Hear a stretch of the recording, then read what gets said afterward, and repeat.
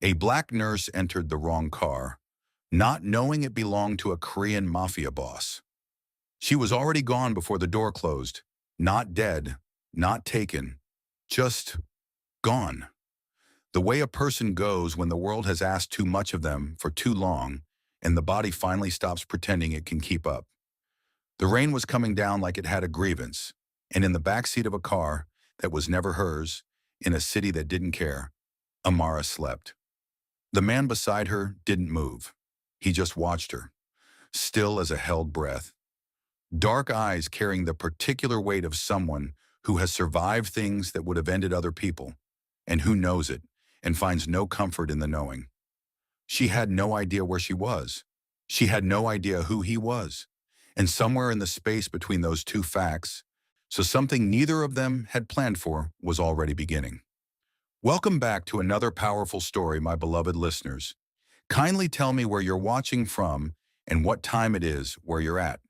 If you're new here, prepare for a story of betrayal, unexpected love, and what truly makes a family. Drop everything and listen closely.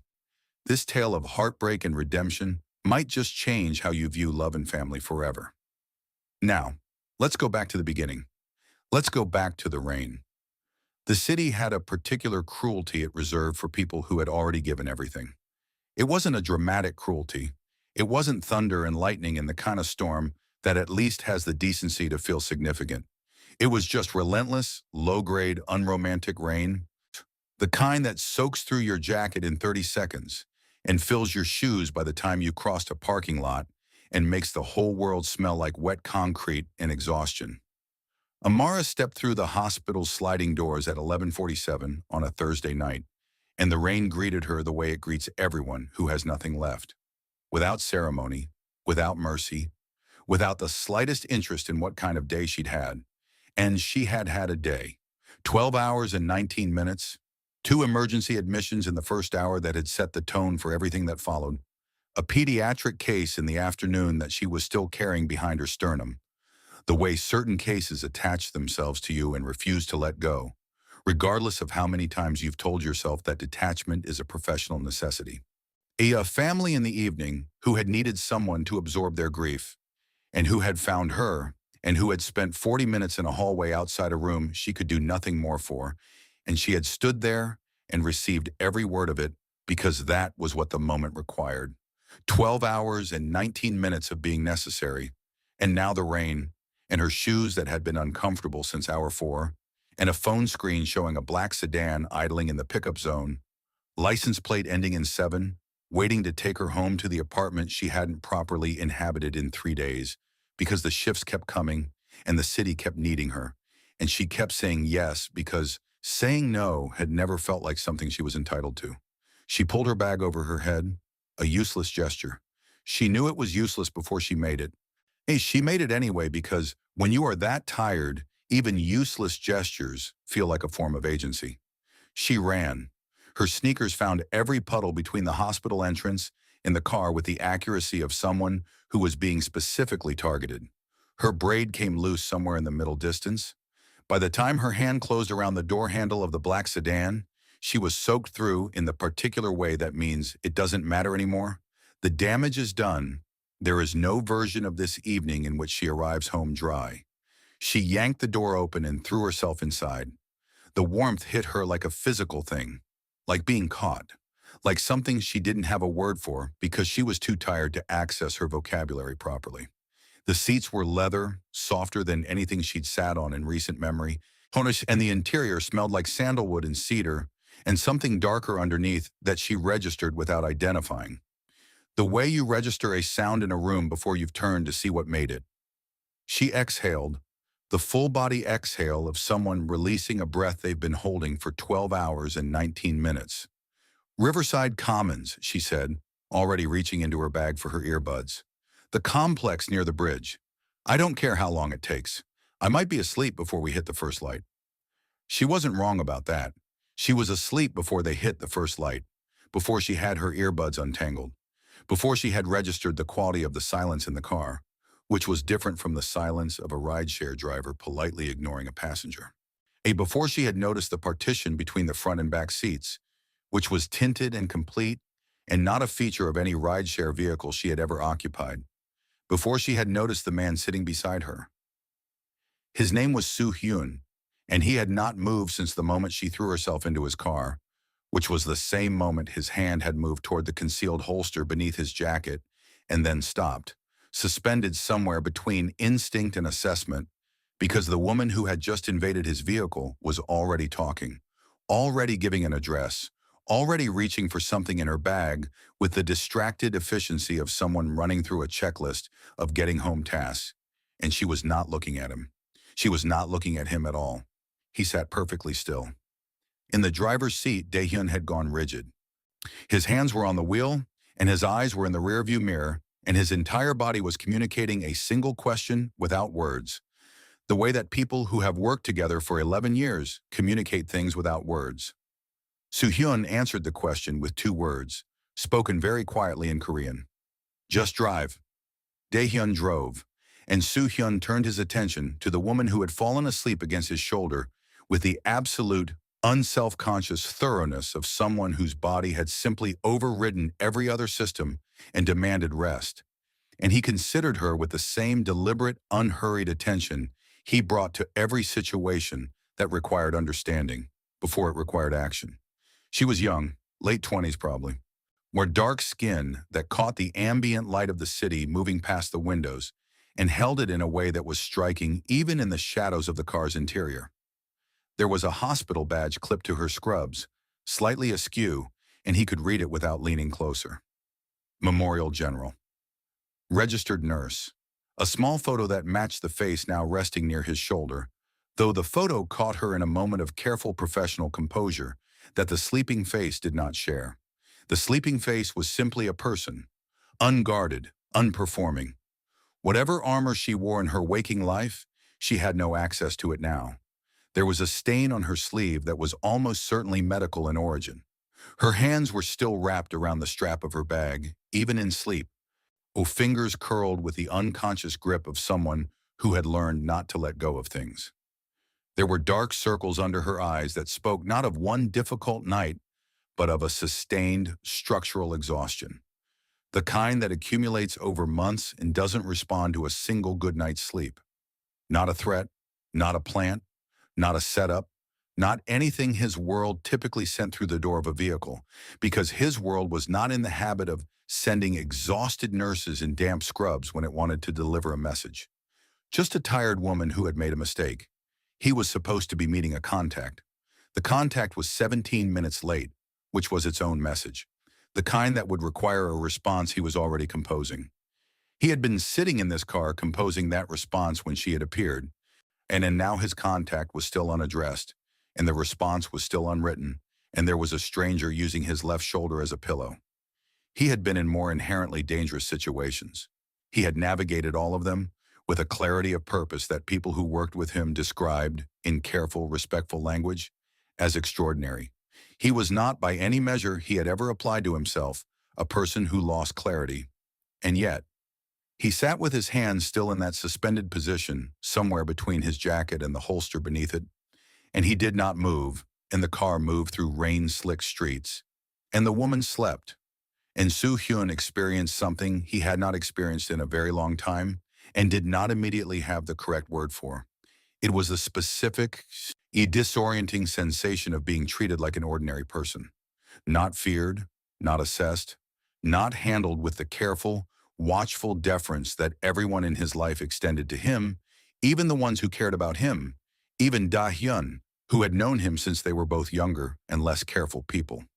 She had thrown herself into his car and given him an address and closed her eyes, and in doing so had extended to him the same unconscious, unremarkable trust she would have extended to any driver in any vehicle on any wet Thursday night. She had looked at him, or rather had not looked at him, and seen nothing worth fearing. When was the last time? He couldn't place it. He tried because he was a thorough person and the question interested him, and he could not find the memory. He could not locate a single recent instance of being in the presence of someone who had no idea what he was, who treated him as though he were simply a person, unremarkable, unthreatening, someone you could close your eyes in front of Without it being either an act of extraordinary trust or an act of spectacular foolishness, he should wake her. He knew he should wake her.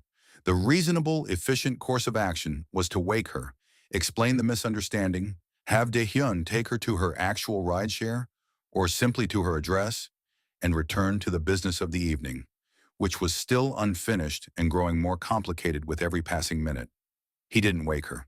He told himself it was because she was sleeping with the depth of someone who genuinely needed it.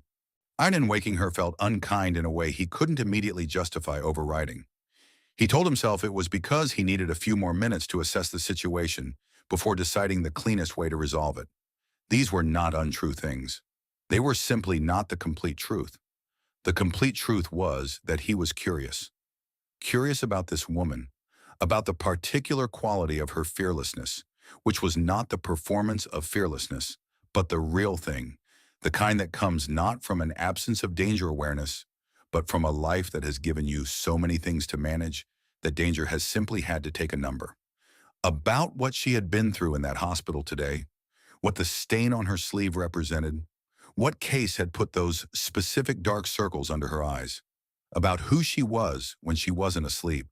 As 38 minutes passed, Dae-hyun had circled the same 10-block radius 3 times and was beginning to communicate, through the quality of his silence, that he had opinions about this. Soo-hyun ignored him. His phone had rung twice. He had silenced it both times, which was the kind of decision that would require explanation later, because there were very few situations in which Soo-hyun silenced his phone, and none of them had previously involved an accidental passenger. At 43 minutes, she stirred. He watched it happen. The small movements of return, her fingers tightened on the bag strap first, then a slight shift in her breathing, then the particular furrow of someone whose sleeping brain is receiving information from the waking world and beginning the process of reassessment.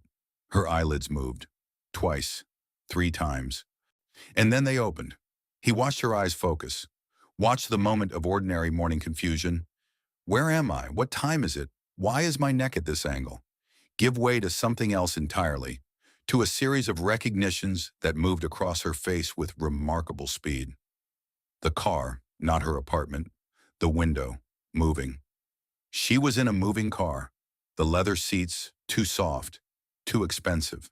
The interior, too dark, too private. And the man sitting beside her, who was not her rideshare driver, who was not anyone she knew, who was watching her with the still, dark attention of someone who had been watching her for 43 minutes. She went absolutely rigid. And then, and this was the moment that would stay with him, she took one breath, one slow, deliberate, controlled breath. And when she spoke, her voice was steady. I am so incredibly sorry. I thought this was my rideshare. I was running from the rain, and your car looked exactly the color, the model. I didn't check the plates. I always check the plates. I don't know why I didn't. She stopped herself. He could see her editing, trimming, deciding that explanation was less immediately useful than assessment. This isn't a rideshare, is it? No, he said. It is not. She looked at the door. He let her look, made no movement, kept his hands visible, kept his posture entirely neutral. She was running the calculation. He could see it. The car was still moving. The door was right there. The math of whether the risk of staying was greater or lesser than the risk of exiting a moving vehicle into a rainy city night. She didn't reach for the door. How long have I been asleep? She asked. It went approximately 43 minutes. Something moved across her face. The arithmetic of 43 minutes. The distance that implied, the degree of unfamiliar she might now be located within. You let me sleep for 43 minutes. It seemed unkind to wake someone sleeping that deeply. She stared at him. It was a specific kind of stare. Not the wide-eyed stare of panic, but the narrow, assessing stare of someone trying very hard to accurately read a situation before deciding how to respond to it. Who are you? Someone who was waiting for a meeting that didn't happen, he said. You chose a vehicle that resembled your actual transportation. I chose not to complicate your evening further than it already was. That's not an answer to my question. No, he agreed. It isn't. Another pause. He could see her deciding something. I'd like to go home now. That's reasonable. He spoke to Daehyun. The car changed direction smoothly. My address is Riverside Commons, he said. The complex near the bridge. Yes, I remember. The silence that followed had a different quality. She was reprocessing, recalibrating. He could see the exact moment she understood that she had given him her address in what she believed was an ordinary rideshare, and that it was therefore an address he had now simply been given, and that there was nothing to be done about that now. My name is Amara, she said, not warmly, declaratively. The way someone states a fact they have decided to offer because being a person with a name felt, in this particular moment, like a form of self-possession. Soo-hyun, he replied. She looked at him for a long moment. He returned her gaze without performance, without intimidation, with the same quality of attention he had been extending to her for the last 43 minutes. Are you going to tell me why you were parked outside a hospital at midnight? She asked. No. Are you going to tell me anything that would help me understand what I walked into? Probably not tonight. She absorbed this, nodded once, looked out the window, where the city was beginning to show her familiar landmarks, the shape of streets she recognized. Are you going to hurt me? The question was asked with a directness that he found, in some part of him that he did not typically allow to have a voice in professional matters, remarkable. Not because she was brave enough to ask it, though she was, but because she asked it like a person who was genuinely trying to gather accurate information rather than from a person performing bravery. No, he said. She studied his profile. Okay, she said finally. Just that. Okay. Not relieved, not effusive, not performing gratitude. Simply updating her working assessment of the situation with the new data point and adjusting accordingly. The car stopped outside her building.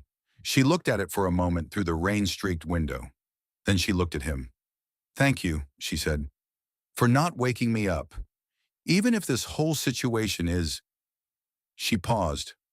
Something that wasn't quite a smile moved at the corner of her mouth.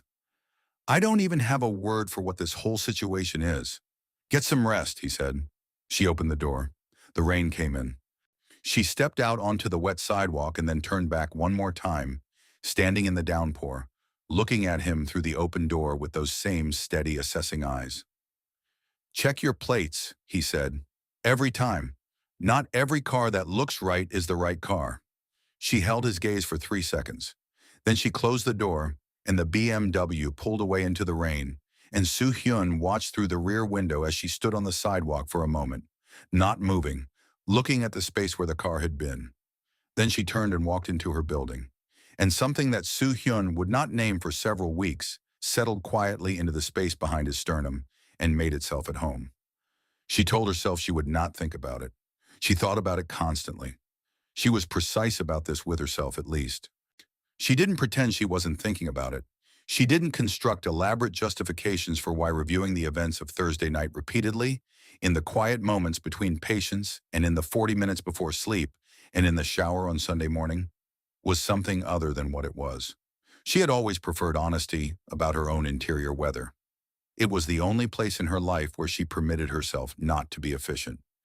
She was thinking about it, not in the way of fear, though fear had certainly been present in that car and was entirely legitimate, and she didn't dismiss it. But the fear had been a clean, clear thing, the kind her body knew how to process.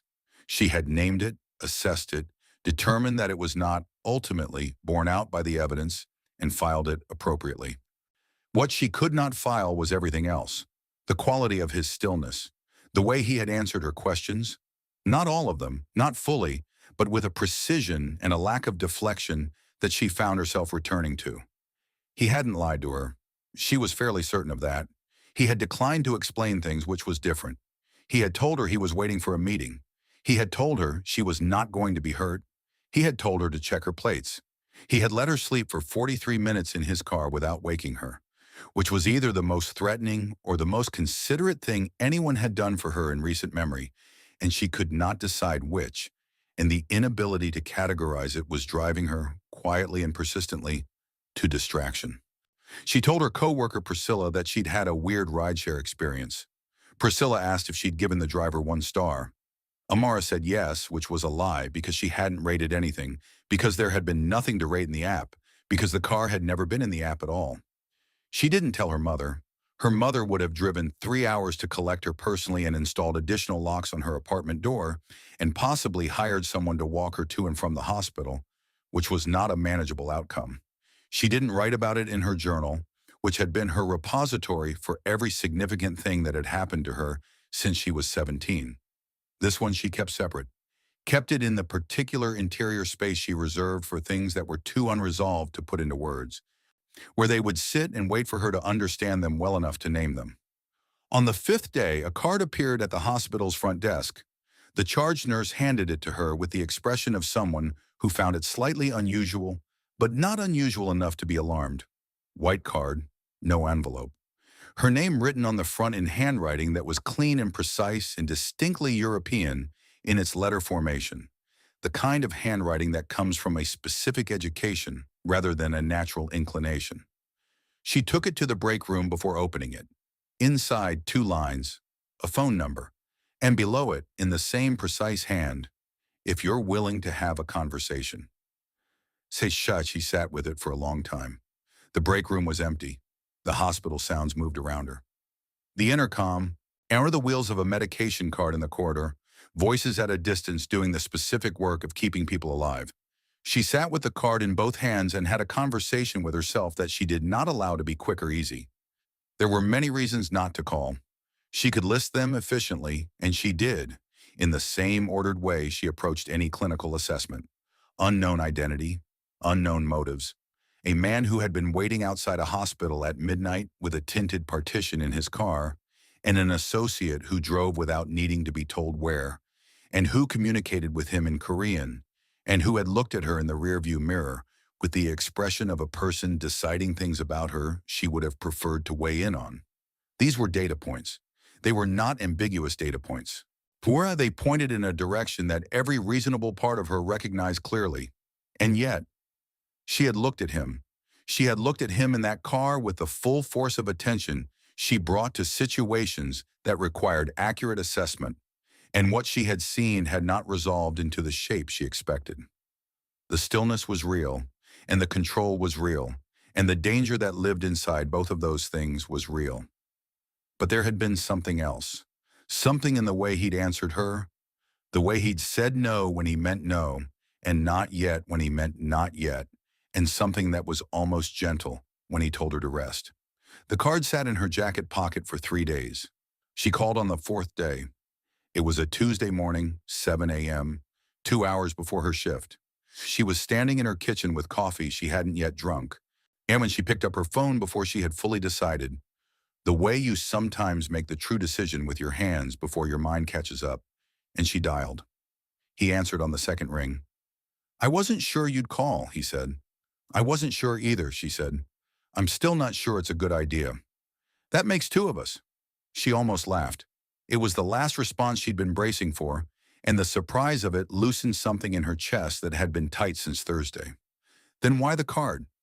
"Because you asked better questions than anyone I've been in a car with in a very long time," he said. "And because I have a proposition that I think deserves to be heard by someone capable of asking better questions." She leaned against her kitchen counter. "What kind of proposition?" He told her about the clinic. He told her carefully and without embellishment, which she noted. He told her it was a real medical facility, that it served people who existed in the spaces traditional healthcare couldn't or wouldn't reach, that the care it provided was genuine: vaccinations, chronic condition management, occupational injuries, pediatric visits, the full ordinary spectrum of human health needs, that the people who used it worked hard and deserved not to navigate the bureaucracy and expense and judgment of a system that was not built with them in mind. And the other part, she said, because she was not a person who allowed herself to only hear the comfortable portion of a thing. A pause. She respected the pause. It meant he was deciding how honest to be, and that he was taking the decision seriously. "My work creates conflicts," he said finally. "The people who work with me occasionally sustain injuries they would prefer not to explain in an emergency room. Minor injuries mostly. The kind of thing that raises questions I can't have asked in certain contexts. How minor? I won't lie to you and say never serious. But the serious cases are not the cases I'm asking you to manage in a clinic without proper support. Those are the cases I would not put in front of you. How would I know the difference? Because you would set the terms, he said, and I would hold to them. She was quiet for a moment. She could hear him on the other end of the line, not speaking, not filling the silence, simply waiting. She had a theory about people who could wait like that, who could hold silence without trying to manage it. It was a theory she'd developed over years of nursing, of sitting with patients in the hard quiet that follows bad news, of learning the difference between the people who needed to fill that quiet and the people who could let it be. People who could let it be usually had access to something real inside themselves, something that didn't require the noise. I'll come and look, she said. Just look. That's all I'm committing to. That's all I'm asking, he said. She almost said, that's not true. She had the strong sense that it wasn't true, that there was something else being asked in that careful, minimal, precise way of his, something that didn't have a name yet and that neither of them was prepared to articulate. But she let that go. For now. Send me the address, she said. The clinic was on a street she had driven past probably a dozen times without looking at twice. That was how she understood immediately upon entering, entirely deliberate. The building was nondescript from the outside in the specific way that comes from careful curation rather than accident. Nothing that would draw the eye, nothing that would invite the curious. Inside was different. Inside was a working medical clinic, examination rooms properly equipped, a pharmacy cabinet stocked with the kind of care and organization that came from someone who understood what they were looking at, a waiting area that was clean and reasonably comfortable and populated at 10 in the morning on a Wednesday with 4 people, a middle-aged man with his arm in a makeshift sling, a young woman with a child on her lap, an older gentleman who was reading a magazine with the focused determination of someone experiencing mild anxiety in a waiting room. Ordinary people, ordinary health needs. Soo-hyun was there when she arrived. He was dressed differently than she'd seen him. Darker, more casual, a simplicity to his clothing that somehow made him look more powerful rather than less, the way certain kinds of understatement do. He showed her through the clinic with the economy of someone who knew it well and valued it genuinely.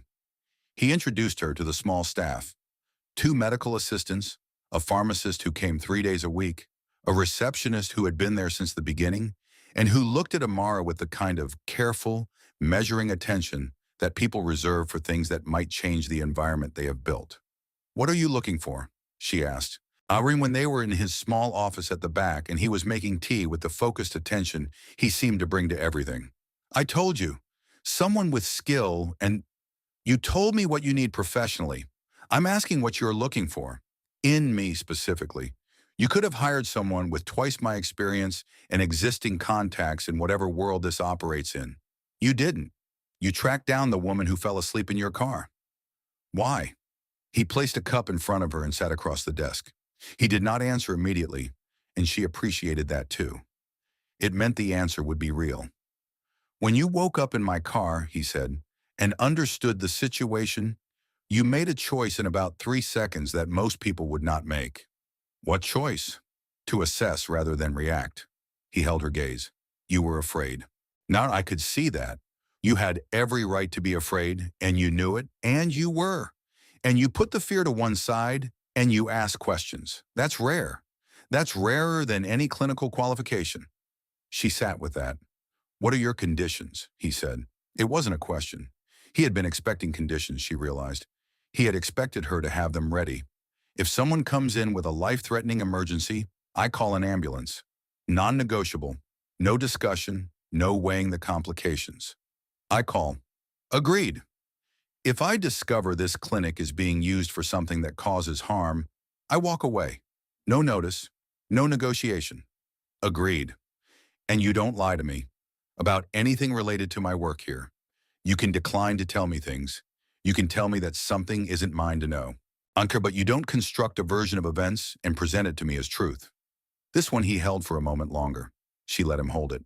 Agreed, he said. She reached across the desk and extended her hand. He shook it, and that was how it began. Not with a car in the rain, not with a card at a hospital desk, not with a phone call on a Tuesday morning, but with a handshake in a small office that smelled faintly of green tea and the particular clean scent of a well-maintained medical facility. Two people who had absolutely no business making this agreement, making it anyway, with their eyes open on terms they had both chosen. The narration would like to tell you that she knew in that moment exactly what she was beginning. She didn't. She thought she was starting a job. She had absolutely no idea. The first month passed in the way that demanding, absorbing work always passes, quickly in hindsight and very slowly in the middle of each individual day. Amara fell into a rhythm that she had not expected to feel comfortable and that felt, against all reasonable prediction, like exactly the right shape for the particular energy she had been carrying her whole professional life. The patients were real. That was the part that mattered most to her, and the part she had perhaps not fully believed until she was in the middle of it. They were ordinary people with ordinary needs who had, for various reasons, found their way to a clinic that asked fewer questions than the alternatives in charge on a sliding scale and didn't make anyone feel like a burden for needing care.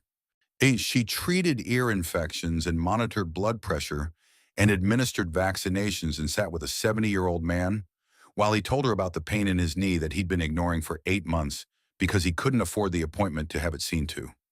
She went home after that particular day and sat in her apartment for a long time and thought about what it meant to do good in a space that wasn't supposed to exist. The other cases, the ones that came with bruises and patterns she recognized and cuts that had the specific geometry of violence rather than accident, were less frequent than she'd feared and more straightforward to handle than she'd imagined. She treated what was in front of her.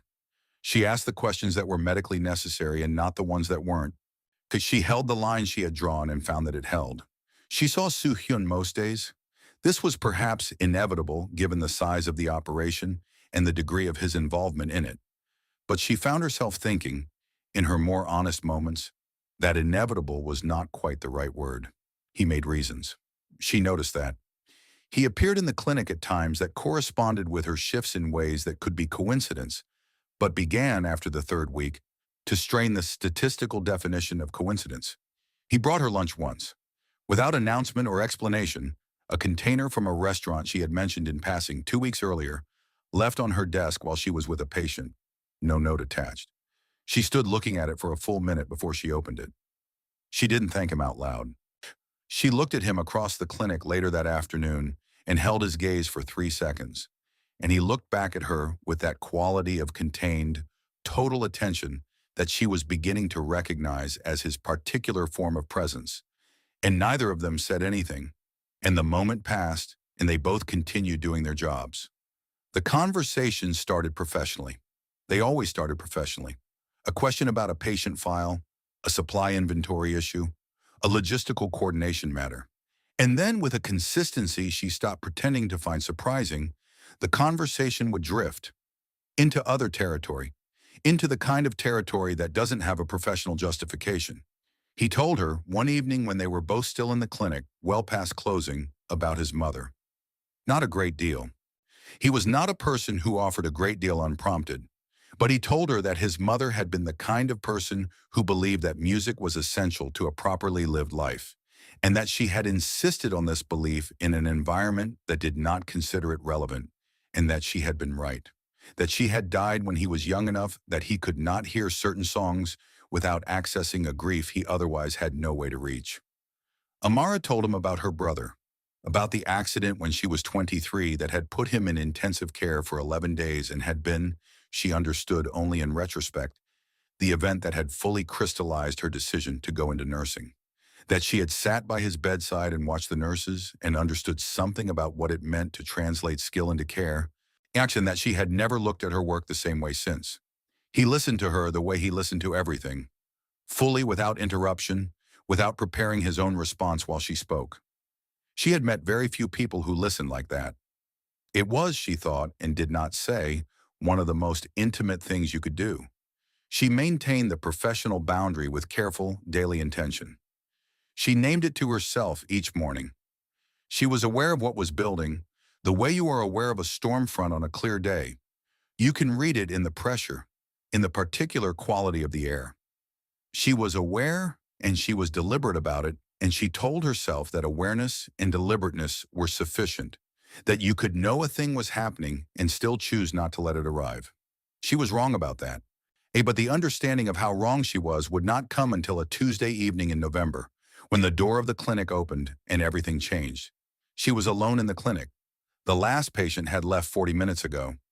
Daehyun had come through earlier to lock the front door, and she had told him she'd let herself out when she was finished with the charts, and he had looked at her with the particular expression he reserved for her now, which was not the expression he had worn the first night, not the calculating assessment of an unknown element, but something that had, over 6 weeks, quietly shifted into something closer to respect.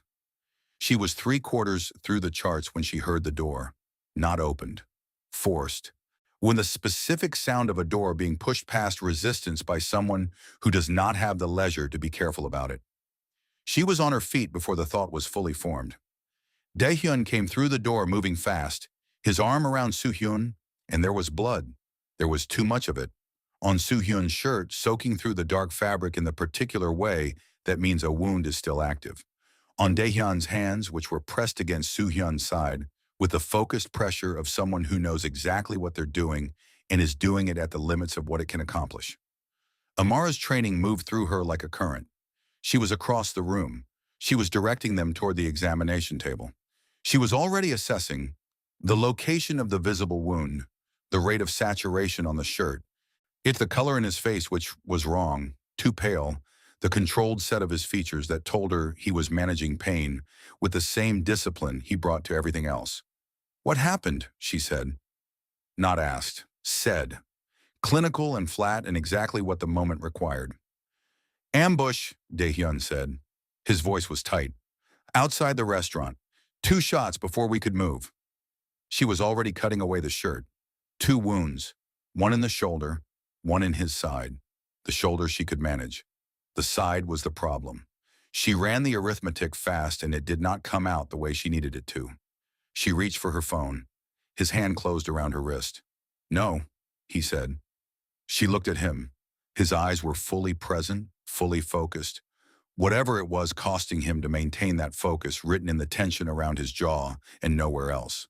"These wounds need surgery, the side especially. I don't have what I need here to. They'll be watching the hospitals." His voice was even. She hated that his voice was even. It would have been easier if he were frightened. "If I appear in an emergency room tonight, I don't survive the night. If I don't get you surgical care, you won't survive it anyway. Then find another way." His grip on her wrist tightened slightly, not painfully, not as a constraint, as a request.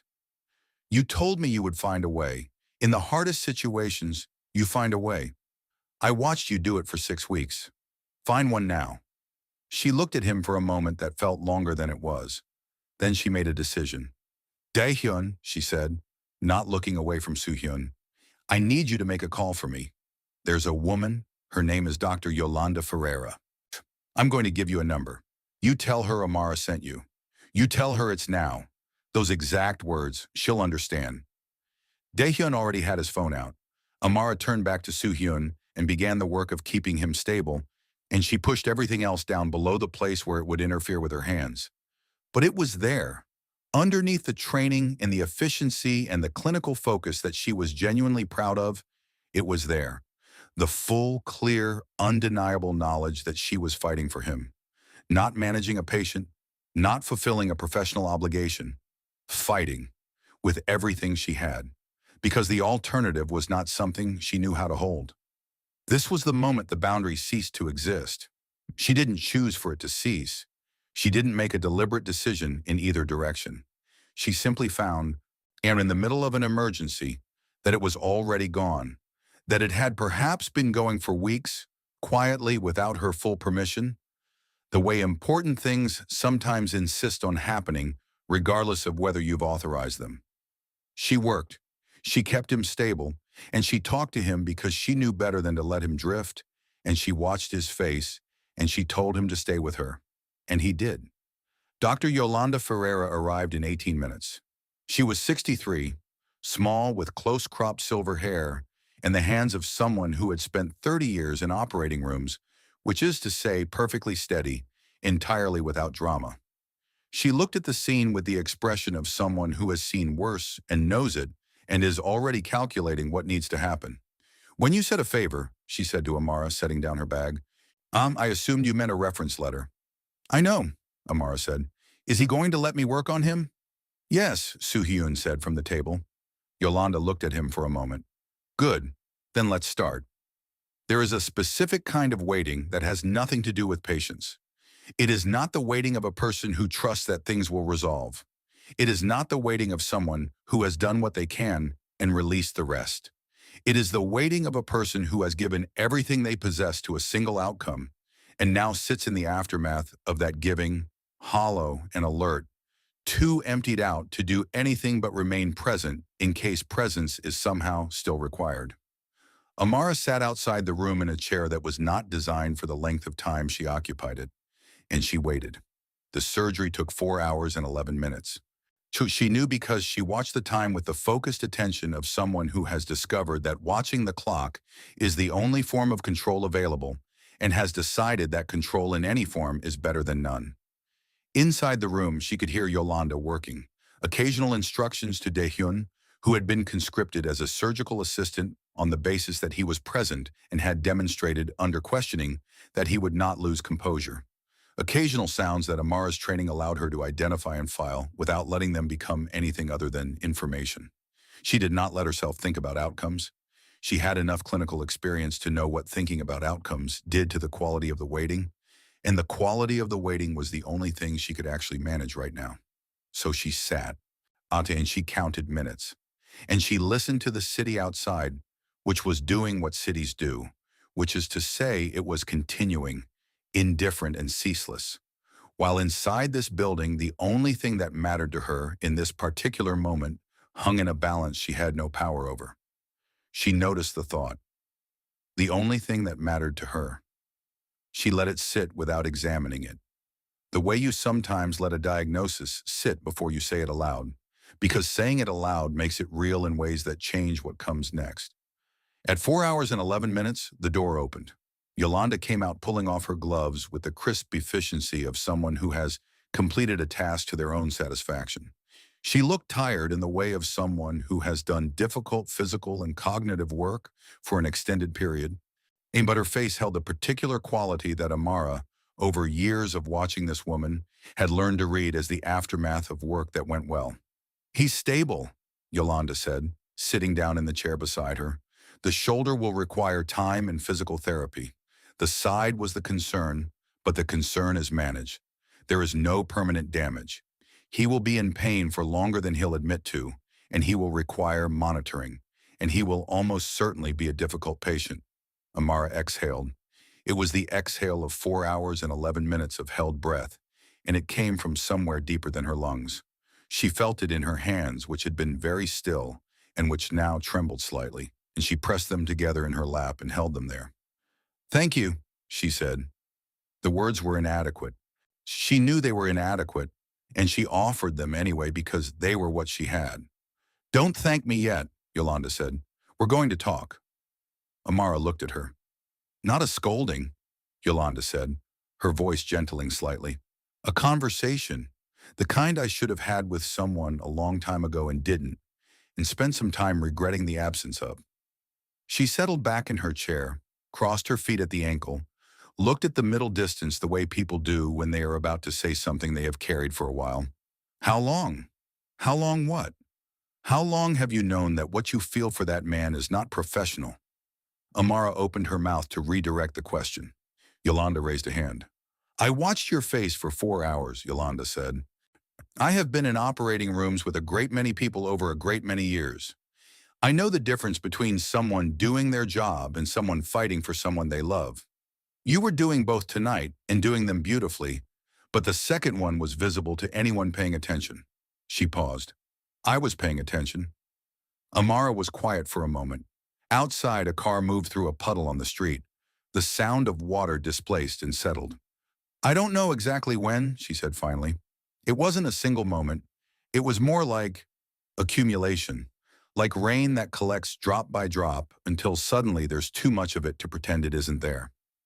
Yolanda nodded slowly. Yes, that's how it usually works, so in my experience. Your experience. Yolanda looked at her with the expression of someone who has decided to tell a truth they don't tell often.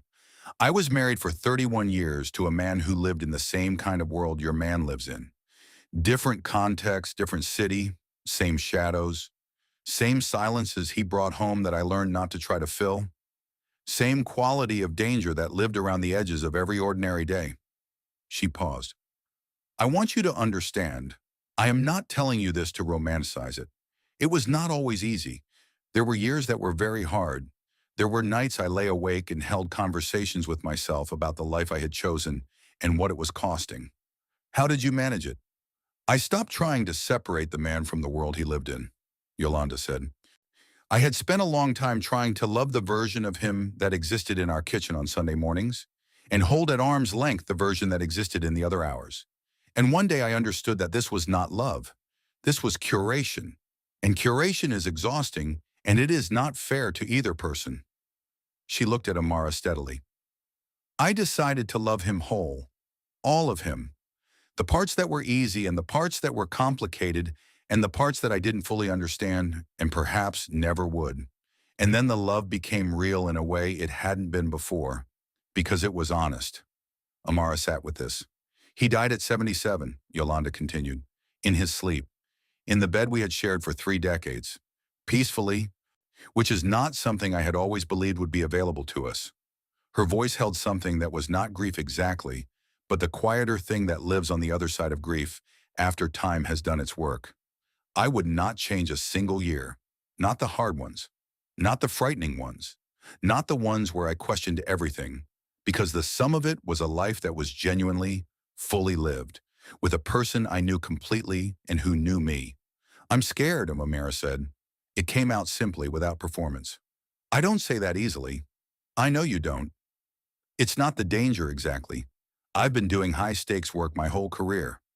I know how to manage fear in acute situations. She looked at her hands. It's the sustained version that I don't have a model for. The fear that doesn't resolve. The kind you have to carry every day because it's just part of the landscape. Yes, Yolanda said. That's the real question, isn't it? Not whether you love him. You've already answered that question tonight, whether you meant to or not. The question is whether you're willing to love him in the actual conditions that loving him requires. Not in some edited version of his life. In the real one. Amara was silent for a long moment. I'll tell you what I told myself, Yolanda said, rising from the chair and picking up her bag. Love that only works in easy circumstances isn't really love. It's comfort. Comfort is valuable. Comfort is not nothing, but it is not the same thing. She paused at the door. Get some sleep when you can. He'll need you more alert than you currently are. Oh, not, and you've been running on empty since before tonight. A small, dry pause. I'll send my bill. Don't let anyone tell you I work for sentiment. She left, and Amara sat in the empty corridor for a while longer, in the chair that was not designed for the length of time she'd occupied it, and allowed the conversation to settle into her the way important things settle, slowly finding the places where they fit. Then she stood up, straightened her scrubs, and went in to sit beside his bed. She was there for 3 days. She went home to change and returned.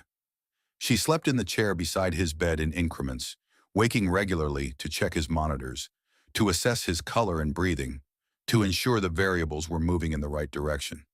Dahyun brought her food without being asked and set it beside her without comment, which she found, and in the context of Dahyun's general economy of expression, genuinely touching. She watched Soo-hyun sleep the sleep of someone whose body is doing the serious, unglamorous work of repair. She noticed the way the controlled expression he wore when conscious was absent in sleep, the way his face showed in those unguarded hours, something that looked remarkably like the person he might have been if his life had been arranged differently. Younger somehow, less armored. She sat beside him and she let herself feel, without management or redirection, what the last 72 hours had clarified. She loved him.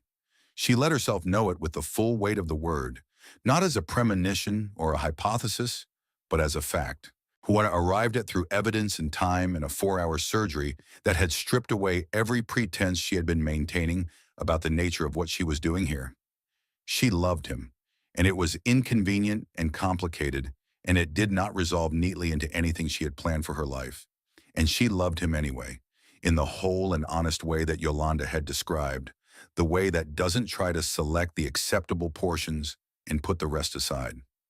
On the morning of the third day, she was reading in her chair, her feet tucked under her, a cup of tea growing cold on the side table, when she heard his breathing change. She was at the bedside before she had consciously registered moving.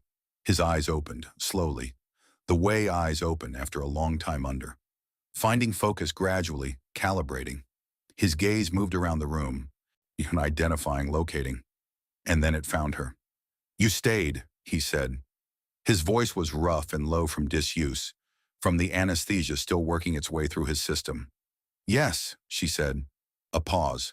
He was looking at her with an expression she hadn't seen before, which was notable because she had spent 6 weeks cataloging his expressions and had believed, with some confidence, that she had most of them identified. This one she did not have a file for. It was not relief exactly, though relief was part of it. It was more like the expression of someone confirming something they had been afraid to hope was true. "How long?" he said. "3 days." He closed his eyes briefly, opened them again. "You should have gone home." "Probably," she agreed. "Amara." "Soo-hyun." He looked at her for a long moment. "I don't know how to do this," he said. The admission was quiet and undefended, and coming from him, from this man who admitted nothing without deliberate choice, it landed with a weight that she felt in her chest. "I know how to operate in conditions of uncertainty. I know how to make decisions with incomplete information. I know how to manage risk across complex systems. I do not know how to—" He stopped, his jaw tightened. "I don't have the language for what I'm trying to say." "Then don't use language," she said. "Not yet. You've been unconscious for 3 days and you have 2 bullet wounds, and you are going to need patience as a concept, which I understand is not a concept you spent a lot of time with." Something moved at the corner of his mouth. Not quite a smile, but the close relative. I've been told I'm a difficult patient." "Yolanda described you as almost certainly difficult, yes." "You called Dr. Ferreira." "I did." "She came." "She did. Grumbling about dinner. But yes." He was quiet for a moment. "You saved my life." "I had help." "Amara." His voice was serious, stripped of the almost smile. "You saved my life. I would like to acknowledge that directly and without qualification." She looked at him. "Okay," she said, "acknowledged." Another pause, longer. Outside, the city was in its daytime mode, the sounds different from night, more populated, more various. Somewhere nearby, a horn sounded and was gone. She watched him find words he didn't typically use, watched him approach something that cost him something. "And I have built my entire life on the premise that allowing anyone close enough to matter was a liability I couldn't afford," he said. "This was not an irrational premise. It was well supported by evidence. The people in my world who have allowed themselves to be known fully by someone, those people have paid for it, sometimes with things they could not recover." He looked at her steadily. "I have governed myself according to this understanding for 20 years.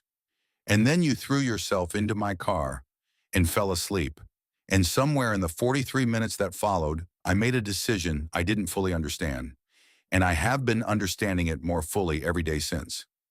She didn't say anything. "I want to try," he said. "I don't have a framework for what I'm asking. I don't have a precedent in my own life to draw on. But I know that 3 days ago I was on a table in this clinic, and the thing that kept me present, the thing I kept coming back to when it would have been easier to drift, was the thought of waking up and finding you still here." He paused. "And you are still here." "I am still here," she said. "So I want to try." She looked at him for a long moment, long enough to be sure she was responding to what he had actually said and not to the accumulated weight of wanting to respond to it. "I want to try too," she said. "But I need you to understand something first." He waited. "I am not going to love you in pieces," she said. "I have thought about this for 3 days, and that is what I've arrived at. I'm not going to love the version of you that appears in this clinic or the version that sits across a desk and talks about books. I'm going to love all of it or none of it, and that means you don't get to make decisions about my safety without me. You don't get to decide what I can handle and manage the information accordingly. You treat me like a partner or you don't treat me like anything at all. He held her gaze without blinking. That's a significant ask in my context. I know it is, she said. That's why I'm asking it directly instead of pretending it isn't necessary. A long pause, then, agreed. She reached out and took his hand. She felt his fingers move, find hers, close around them with a careful, deliberate pressure that said more than the conversation that had preceded it. Now, she said, you're going to rest and eat and not argue with me about the physical therapy schedule that is coming, only because I am creating it and it is non-negotiable. Understood, he said, and this time the almost smile made it all the way. She thought, watching it arrive, that she would spend a considerable amount of the rest of her life working to earn that smile. She found that she was entirely willing to. The weeks that followed were the most ordinary of her life and the most extraordinary. Ordinary because they were built of daily things. The recovery that moved forward in the unspectacular, incremental way of real healing. 2 steps forward and 1 step back, the shoulder slow and stubborn, the side quicker than Yolanda had predicted. The physical therapy sessions that Amara designed and Suhyun tolerated with the barely contained impatience of someone who considered physical limitation a personal affront. The afternoons in his apartment, in which was nothing like she had imagined and everything like him. Sparse, precise, the few objects in it chosen with obvious deliberateness. A view of the city from windows that ran a floor to ceiling. Books in 3 languages. Music she hadn't expected. Quiet and instrumental, present in every room like a kind of continuous conversation. She learned him in the way you learn someone when you have agreed to know them fully. The way he made coffee with the focused attention of a person who understands that small rituals are the scaffolding of a life. The way he read, not consuming but inhabiting, moving slowly through a page as though he intended to remember every word. The way he watched her when he thought she wasn't looking, with an expression that was not quite wonder, but lived in the same neighborhood. So she told him things she hadn't told anyone in years. About the version of herself that had existed before nursing school, the girl who had wanted to study music, and who had set that wanting aside with a practicality she had always been slightly ashamed of. About her father who had left when she was 11, and whose absence had shaped her relationship with reliability in ways she was still tracing. About the loneliness that lived inside a life built almost entirely of service to others. The specific loneliness of being the person who holds everyone else together and having nowhere to put down the weight. He received every word of it with the quality of attention that was, she had decided, his most extraordinary characteristic. Not sympathy exactly, though care was present, but the kind of listening that doesn't try to solve or redirect. The kind that simply makes space. She told him she had never felt this understood. He told her, in the quiet voice he reserved for true things, that she was the first person he had allowed to know him since his mother. They moved toward each other the way 2 careful people move toward something fragile, slowly with attention, alert to the places where the weight might be unevenly distributed. There was no single moment of arrival. There was instead the gradual accumulation of days in which they chose each other, individually and together, until the choosing became as natural as breathing. And then the ordinary days ended. She knew something was wrong the way you know things that the person you love is trying to hide. Not from a specific disclosure, but from an accumulation of signals so small individually that only someone paying attention would catch them. The slight change in the quality of his silences, the way his eyes moved to the windows more often, the manner in which he held his phone, the contained quality of the conversations he took in the other room. She waited 3 days for him to tell her. On the 4th day, she sat across from him at the kitchen table in his apartment, poured 2 cups of coffee, pushed one toward him, and said, "Tell me what's happening." He looked at her for a moment, then he told her.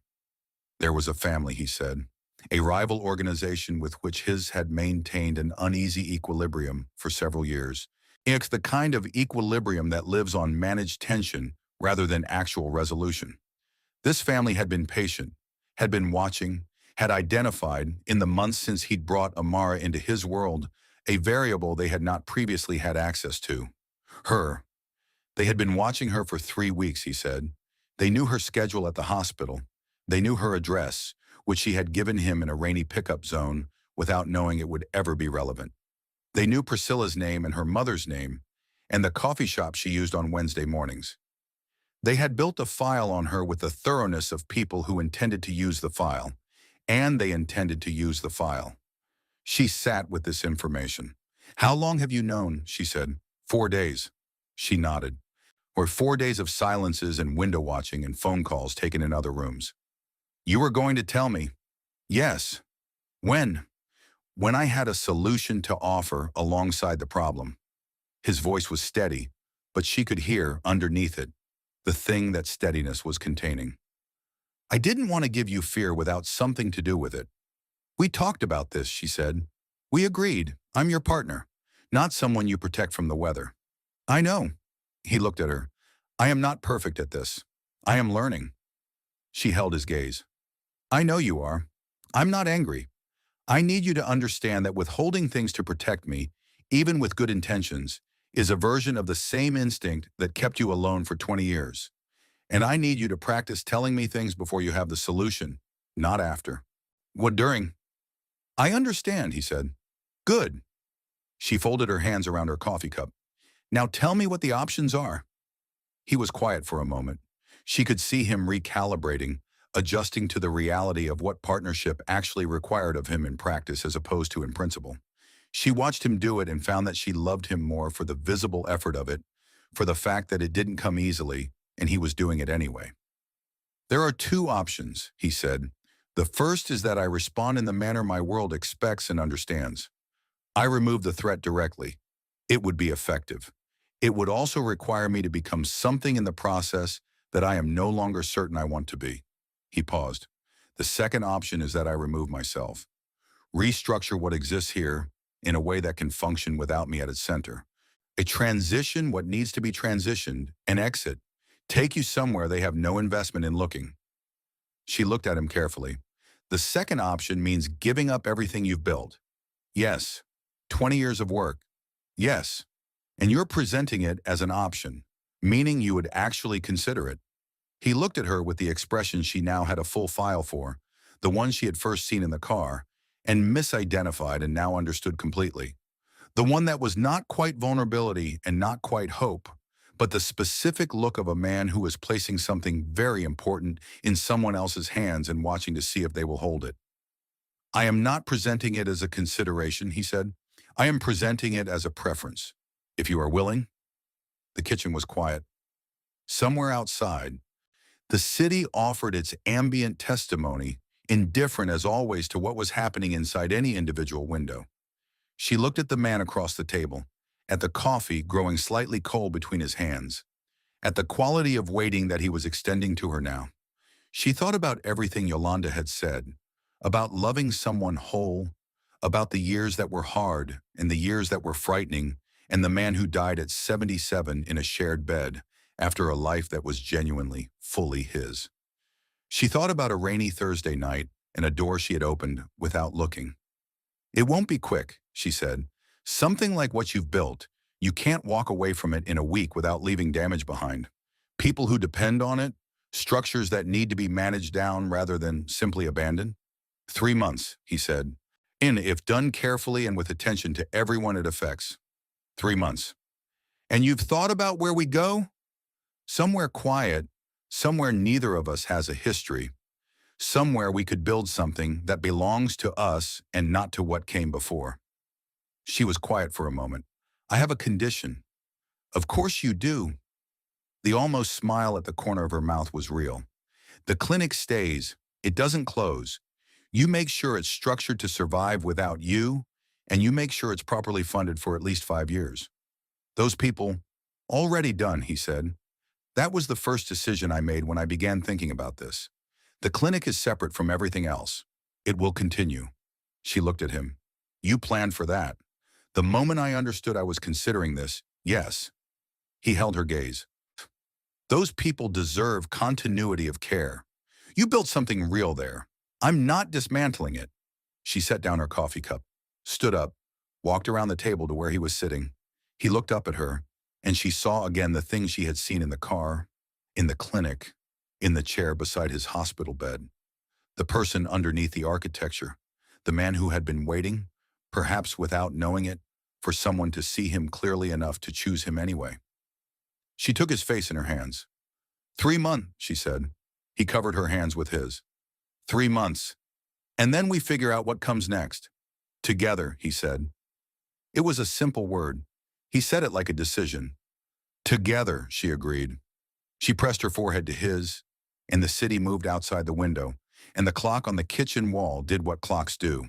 Right, and the 3 months that followed were exactly as difficult and as necessary as they had both understood they would be. He dismantled things carefully. She watched him do it, and in the watching, she understood something about him that she couldn't have understood any other way. Something about the nature of the choices he had made, and the weight they had carried, and the particular, costly integrity of the way he was choosing to undo them. He did not abandon. He transitioned. He stayed at every table long enough to leave things better than they would have been if he had simply walked away.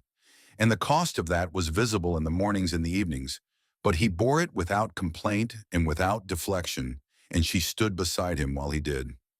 There were nights that were hard, when the threat was not theoretical but present and specific, when Dae-hyun's expression carried the particular tightness that meant something had happened or nearly happened, when she lay in the dark beside him and felt the fear that Yolanda had described, the sustained kind, the kind that lives in the landscape rather than in a single moment.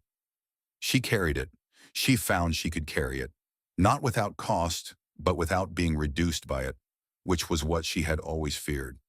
She had thought that this kind of fear would make her smaller, would contract her in the way that sustained anxiety contracts people over time. What she found instead was the opposite, that carrying it alongside him, that being allowed to name it rather than pretend it wasn't there, that being in it rather than observing it from a managed distance, made her more herself rather than less. The 3 months ended on a Wednesday morning in March. The apartment they were in was not his. It was theirs. Different city, different window, different view, the light coming in at an angle that was new to both of them. It smelled like coffee and something else she hadn't yet identified, but that she already knew she would, in time, come to associate with safety. She was in the kitchen, he appeared in the doorway, and she looked at him, and she knew from his face that something had shifted, that the last of it had been managed, that the thing he had been carrying through 3 months of careful, costly dismantling was finally done. He walked across the kitchen. He stood in front of her with the quality of presence she had been learning since a rainy Thursday night, with a specific fullness of a person who is entirely here, not divided, not partially allocated to other concerns, simply here. It's done, Mike, he said. She set down the cup she was holding. She looked at him. How do you feel? He considered the question with the seriousness he always brought to her questions, the refusal to answer in currency he didn't actually possess. Lighter, he said, and afraid, and more certain of exactly one thing than I have been of anything in 20 years. What thing? He took her hand, turned it over, looked at it in the morning light with the focused attention he brought to things he was trying to fully know. Then he looked at her, and his eyes held every conversation they had ever had, and the 43 minutes in a car in the rain, and a handshake in a small office, and a surgery that lasted 4 hours and 11 minutes, and 3 days in a chair, and a kitchen table in the dark, and 3 months of choosing, every single day, to become someone who deserved what was standing in front of him. You, he said, the one thing I'm certain of is you. She felt the words move through her the way important things move. Not on the surface, but all the way down, finding the places she hadn't known needed finding. Then that's enough, she said. That's more than enough to start with. He pulled her close and she let herself be held, and outside the window the city they had chosen, the city that didn't know them yet, went about its morning, and the light came in at its new angle. And somewhere in the ordinary, unremarkable beginning of a Wednesday in March, two people who had found each other through a door opened by mistake stood in a kitchen that smelled like coffee and possibility, and held on. Because some things begin as accidents and become the truest thing you have ever known. Because love does not care about your plans or your caution or the very reasonable, well-supported arguments you have constructed for why this is not a good idea. Love arrives in the rain, through the wrong door at the wrong time, and it sits beside you quietly until you are ready to see it. And then it simply asks one question. Are you willing? Amara was willing. Soo-hyun learned to be. And everything else, all of it, the fear and the cost and the difficulty and the nights that were hard, all of it became part of the same story. The story of two people who were both, in their own ways, too tired of half living to turn down the full thing when it arrived. Even through the wrong door. Especially through the wrong door. If this story moved you in the way that only certain stories move you, the ones that find the places you thought you had protected from feeling, leave a comment below and tell me where you are watching from and what time it is where you are. Tell me what this story made you think about. Tell me about the wrong door you walked through that turned out to be exactly right, because those are the stories that matter. And this channel, Afrock Stories by Benny, exists for exactly those stories. Subscribe if you have not yet. Share this with the person who needs to hear it today, and we will see you in the next one.